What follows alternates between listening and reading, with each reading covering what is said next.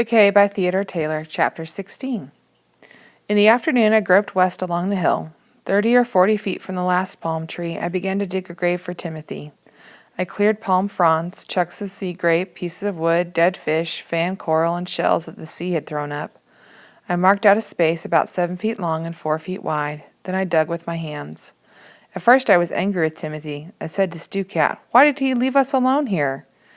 Then as I dug, I had other thoughts. With his great back to the storm taking its full punishment, he made it possible for me to live. When my grandfather died, my father had said, "Philip, sometimes people die just from being very, very tired." I think that is what happened to Timothy. I also think that had I been able to see, I might not have been able to accept it all. But strangely, the darkness separated me from everything. It was as if my blindness were protecting me from fear. I buried Timothy, placing stones at the head of the grave to mark it. I didn't know what to say over the grave. I said, "Thank you, Timothy." Then I turned my face to the sky. I said, "Take care of him, God. He was good to me." There didn't seem to be anything else to say, so I just stood by his grave for a while. Then I felt my way back to the spot where our hut had been. I located wood and piled it around the base of the palm tree that held our water keg and tin box. Both were on the lee side of the storm. It took me a long time to get the keg and the tin box to the ground, but I found an opening on the bung, that the water was still sweet, and that the matches wrapped in cellophane inside the tin box were dry. But the 2 small bars of chocolate that had been saving for a feast were ruined. I had no taste for them anyway. Feeling it everywhere under my feet, I knew that our cave was littered with debris. I started cleaning our camp area, or what was left of it. I piled all the palm fronds frayed by the wind in one place, sticks of wet driftwood in another.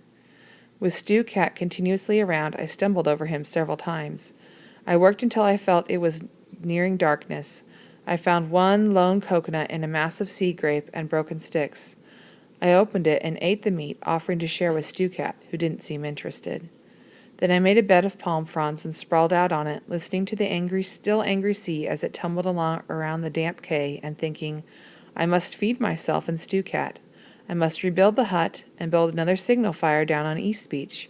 Then I must spend each day listening for the sound of aircraft. I knew Timothy had already given up on any schooner entering the dangerous Devil's Mouth. I was certain that the sea had washed away Timothy's markers atop the coral reef, but I was also sure that my guide vine rope leading down to the beach had been snapped and tangled by the storm. But now, for the first time, I understood why Timothy had so carefully trained me to move around the island and the reef. The reef, I thought. How could I fish without any poles? They must have been washed away. Then I remembered Timothy saying he would put them in a safe place. The trouble was he'd forgotten to tell me where. I got up and began to run my hands over each palm trunk. On one of them I touched rope. I followed it around to the lee side with my fingers, and there they were. Not 2 or 3, but at least a dozen, lashed together, each with a barbed hook and a bolt sinker. They were one more part of the legacy Timothy had left me. The sun came out strong in the morning. I could feel it on my face. It began to dry the island, and towards noon I heard the first cry of a bird. They were returning. By now I had taught myself to tell time very roughly, simply by turning my head toward the direct warmth of the sun. If the angle was almost overhead, I knew it was around noon. If it was low, then of course it was early in the morning or late in the evening. There was so much to do that I hardly knew where to start. Get a campfire going, pile new wood for a signal fire, make another rain catchment for the water keg, weave a mat of palm fibers to sleep on, then make a shelter of some kind, fish from the hole in the reef, inspect the palm trees to see if any coconuts were left. I didn't think any could be up there. And search the whole island to discover what the storm had deposited.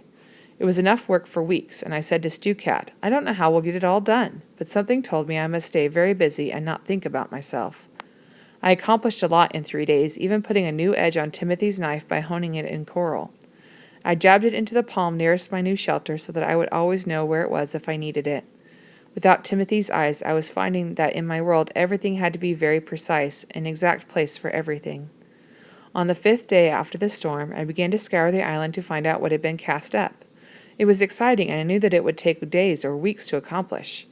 I had made another cane, and when beginning with East Beach, I felt my way back and forth, reaching down to touch everything that my cane struck, sometimes having to spend a long time trying to decide what it was I held in my hands. I found several large cans and used one of them to start the time can again, dropping 5 pebbles into it so the reckoning would begin from the night of the storm. I discovered an old broom, a small wooden crate that would make a nice stool. I found a piece of canvas and tried to think of ways to make pants from it, but I had no needle or thread. Other than that, I found many shells, some bodies of dead birds, pieces of cork, and chunks of sponge, but nothing I could really put to good use. On the 6th day after the storm, when I was exploring on South Beach, I heard the birds. Stu Cat was with me as usual, and he growled when they first screeched. Their cries were angry, and I guessed that 7 or 8 might be in the air. I stood listening to them, wondering what they were. Then I felt a beat of wings past my face, and an angry cry as the bird dived at me. I lashed at it with my cane, wondering why they were attacking me. Another dived down, screaming at me, and his bill nipped the side of my head. For a moment I was confused, not knowing whether to run for cover under sea grape, or what was left of it, or try to fight them off with my cane. There seemed to be a lot of birds. Then one pecked my forehead sharply near my eyes, and I felt the blood run down my face. I started to walk back towards camp, but I had taken no more than 3 or 4 steps when I tripped over a log. I fell into the sand, and at the same time felt a sharp pain in the back of my head. I heard a raging screech as the bird soared up again. Then another bird dived at me. I heard Stu Cat snarling and felt him leap on my back, his claws digging into my flesh. There was another wild screech, and Stu Cat left my back, leaping into the air. His snarls and the wounded screams of the birds filled the stillness over the Cay. I could hear them battling in the sand. Then I heard the death caw of the bird. I lay still a moment. Finally, I crawled to where Stu Cat had his victim. I touched him. His body was rigid, and his hair was still on edge. He was growling, low and muted. Then I touched the bird. It had sounded very large, but was actually rather small. I felt the beak. It was very sharp. Slowly Stu Cat began to relax. Wondering what had caused the birds to attack me, I felt around in the sand. Soon my hand touched a warm shell. I couldn't blame the birds very much. I'd actually accidentally walked into their new nesting ground. They were fighting for survival after the storm, just as I was. I left Stu Cat to his unexpected meal and made my way slowly back to camp.